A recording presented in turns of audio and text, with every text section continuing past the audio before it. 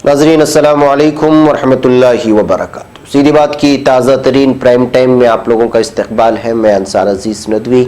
आज के evening prime time में नाज़रीन मैं आपसे दिल्ली यूनिवर्सिटी में ABVP ने सावरकर की मूर्ति लगाकर हंगामा मचाया है, बल्कि पुरअमन माहौल में कशीदगी फैलाने की कोशिश की है, उस पर तबसरा करूँगा। RSS की मजदूर तंजीम ने मोदी हुकूमत के खिलाफ एहतजाज किया है मईशत को कमज़ोर होते देखकर। इसी तरह जम्मू कश्मीर की ताज़ा सूरत हाल और ट्रंप का जो बयान आया है जम्मू कश्मीर को लेकर के, और उसके अलावा आलमी अदालत में पाकिस्तान ने जम्मू कश्मीर के मसले को पेश करने की बात कही है।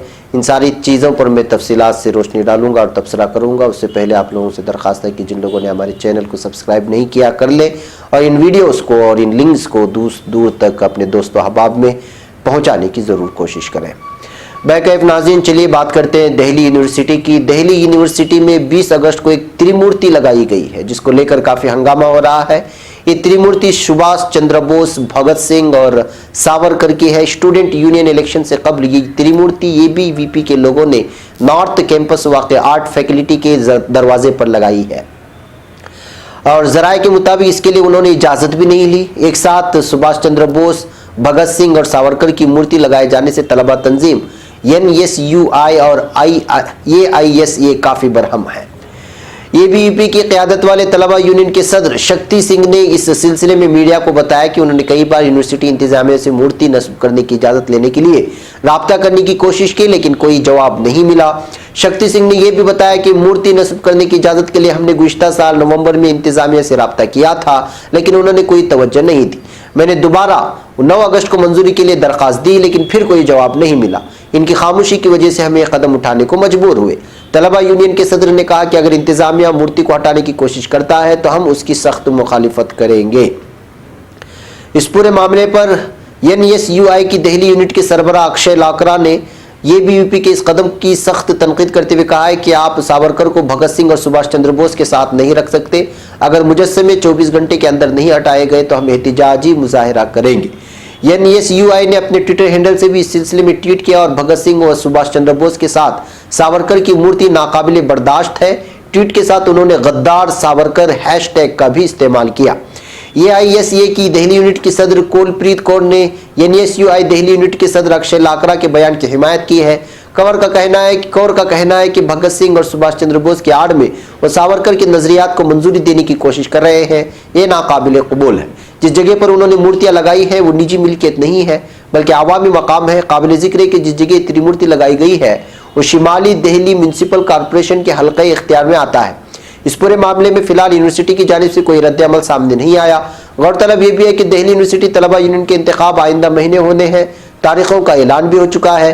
12 सितंबर को वोट डाले जाएंगे। इसलिए ABVP सावरकर का मुजस्समा यूनिवर्सिटी में कायम कर एक खास नजरिया का वोट अपनी तरफ मोड़ने की कोशिश कर रही है। तो नाज़रीन, जाहिर सी बात है कि जो शख्सियत जिसका चेहरा या जिसकी शनाख्त जो है वो एक असबियत परस्त लीडर की तरफ से हो, और जो एक मखसूस कौम के और मखसूस फ़िक्र और एक मुतासिब फ़िक्र को जो है जन्म देने वाला जो लीडर है, उसका अगर तस्वीर या उसका मुजस्समा अगर एक ऐसी शख्सियात के साथ लगाए जाए जिन शख्सियात के बारे में जो है मुजाहिद आज़ादी हैं, जिन्होंने जो है इस मुल्क को आज़ाद करने में अपनी जानों को कुर्बान किया, जैसे सुभाष चंद्र बोस है और भगत सिंह है, ऐसे लोगों के साथ ऐसे मुतासिब चेहरे को लगाना वाकई जो है पुरअमन माहौल में भंग डालने और एक मखसूस और मुतासिब फ़िक्र को जो है लोगों के जहनों में ला करके एक मरतबा फिर हंगामे मचाने की कोशिश BJP की तलबा तंजीम ABVP की जानिब से की गई है, जो हमेशा इस तरह के जो है तकरीब कारी में ये लोग शामिल होते हैं। इस जानिब इंतज़ामिया का भी और हुकूमत की भी तवज्जो करने और पुलिस की भी तवज्जो करने की सबसे अहम ज़रूरत है। मैं नाज़रीन, एक और ख़बर दिल्ली से ही। अब इस बार RSS खुद जो है BJP के खिलाफ नरेंद्र मोदी हुकूमत के खिलाफ आ चुकी है। राष्ट्रीय स्वयंसेवक संघ यानी RSS के ट्रेड यूनियन भारतीय मजदूर संघ BMS ने मुल्क की बदहाली होती मईशत के लिए मोदी हुकूमत को जिम्मेदार ठहराया है। भारतीय मजदूर संघ ने नीति आयोग के तरीक़ेकार पर सवाल उठाते हुए कहा है कि कमीशन मंसूबे बनाते वक्त ट्रेड यूनियनों से बात करने की जगह ऐसे माहिरीन से सलाह लेती है जिन्हें मुल्क की ज़मीनी हकीकत के बारे में कोई जानकारी ही नहीं है। इंडियन एक्सप्रेस की खबर के मुताबिक भारतीय मजदूर संघ ने कहा है कि नीति आयोग जो पहले प्लानिंग कमीशन था कस्दन मंसूबों की तैयारी के वक्त ऐसे लोगों से सलाह नहीं करता जो जमीन से जुड़े हैं। इसमें कई समाजी इदारे और ट्रेड यूनियन शामिल है। संघ ने कहा कि इसकी जगह नीति आयोग ने ऐसे इदारों को अपना मुशीर मुकर्रर हुआ है जो गैर मुल्की एजेंसियों से जुड़ी है। बीएमएस ने कहा कि नीति आयोग ऐसे हार्वर्ड माहिरीन की बात सुनती है जिन्हें हिंदुस्तान की जमीनी हकीकत के बारे में कुछ भी पता नहीं है। खबरों के मुताबिक 16, 17 और 18 अगस्त को भारतीय मजदूर संघ की कौमी मजलिस आमिला की मीटिंग में ऑटोमोबाइल सेक्टर में रोजगार घटने का इशू उठाया गया था।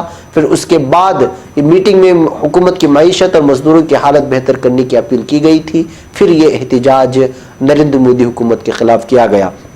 बेगम नाज़रीन, हमने भी इस तफसीलात गुज़िश्ता जो है प्राइम टाइम में डाली थी कि किस तरह जो है इस वक्त हिंदुस्तान की मईशत बदतरीन हालत से गुजर रही है और यहाँ पर जॉब्स यानी कि रोज़गारी किसी भी तरह से मैसर नहीं हो पा रही है, जो नरेंद्र मोदी हुकूमत की एक बड़ी नाकामी है।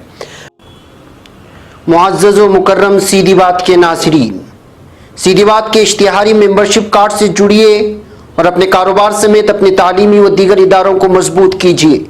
सीधी बात ला रहा है मुख्तसर मुद्दत के लिए बहुत ही अनोखा और भरपूर फ़ायदेमंद ऑफर। हमारी इस इश्तिहारी मेंबरशिप से जुड़िए और अपनी तिजारत को फ़रोग़ देने के साथ साथ इदारे सीधी बात को मजबूत कीजिए। लाइफ टाइम इश्तिहारी मेंबरशिप कार्ड की तफसीलात हासिल करने के लिए इस नंबर पर व्हाट्सअप करें, चाहे मुल्क के किसी भी कोने से या बैरून ममालिक से ही क्यों ना हो।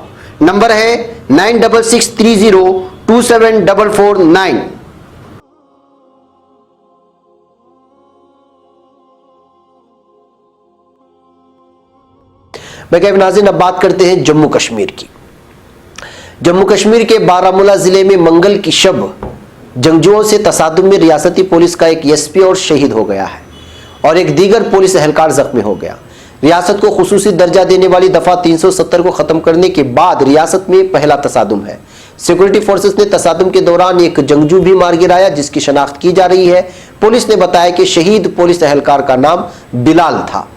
पुलिस के मुताबिक जख्मी सब इंस्पेक्टर अमरदीप परिहार को बगैर इलाज अस्पताल में दाखिल कराया गया है। सिक्योरिटी फोर्सेस मुसल्लह दहशतगर्दों के दरमियान मंगल की शाम शुरू हुआ तसादुम दरमियानी शब तक जारी था। बुध की अलग सुबह 5:30 बजे जम्मू कश्मीर पुलिस ने ट्वीट कर तसादुम खत्म होने की जानकारी दी। तसादुम खत्म होने से मुतालिक रियासती पुलिस ने ट्वीट करते हुए लिखा है कि तसादुम खत्म हो गया, एक दहशतगर्द मारा गया जिसकी शनाख्त की जा रही है। असलिहा और गोला बारूद बरामद है। हमारे साथी एसपी बिलाल शहीद हो गए। एसआई अमरदीप परिहार जख्मी हो गए हैं जिनका इलाज आर्मी अस्पताल में चल रहा है। नाज़रीन, कश्मीर की सूरत हाल तो आपको पता चल रही होगी कि ये पहली दफा जो इस वक्त मुठभेड़ हुई है। अगले दिनों में शायद इस मुठभेड़ों में और भी इजाफा हो सकता है। इस दरमियान डोनाल्ड ट्रंप का भी एक बहुत बड़ा बयान आया है। अमेरिकी सदर डोनाल्ड ट्रंप ने एक बार फिर मसले कश्मीर पर हिंदुस्तान और पाकिस्तान के दरमियान सालिसी करने की ख्वाहिश जाहिर की है। ट्रंप ने बुध को व्हाइट हाउस में कहा कि दोनों एशियाई पड़ोसी ममालिक के दरमियान सुलगते मसाइल हैं और वो मसाइल सुलझाने में मदद कर रहे हैं। अमेरिकी सदर ने कहा, वाज़ेह तौर पर कहूँ तो ये एक बहुत ही धमाका खैज सूरत हाल है। मैंने वज़ीर आज़म नरेंद्र मोदी के साथ ही वज़ीर आज़म इमरान खान से भी बात की। दोनों ही मेरे अच्छे दोस्त हैं, वो अजीम लोग हैं और अपने मुल्क से मोहब्बत करते हैं। मैं इस हफ्ते के आखिर में फ्रांस में G7 चोटी कॉन्फ्रेंस के दौरान वज़ीर आज़म मोदी के साथ रहूँगा। मैं मानता हूँ कि हम सूरत हाल को बेहतर बनाने में मदद कर रहे हैं। डोनाल्ड ट्रंप ने मजीद कहा कि दोनों ममालिक के दरमियान बहुत मसाइल हैं और मैं उन्हें हल करने की सालिसी या कुछ दीगर इक़दाम करने के लिए अपनी हर मुमकिन कोशिश करूंगा। मौजूदा वक्त में हिंदुस्तान और पाकिस्तान के दरमियान ताल्लुकात काफ़ी ख़राब है और वो दोस्त नहीं है। वाज़ेह है कि जम्मू कश्मीर को खुसूसी रियासत का दर्जा देने वाले आईन के आर्टिकल 370 को मनसूख करने और रियासत को मरकज़ के ज़ेर इंतज़ाम 2 रियासतों में तकसीम करने के हिंदुस्तान के फैसले के बाद दोनों ममालिक के दरमियान कशीदगी में बहुत ज़्यादा ही इजाफा हो गया है।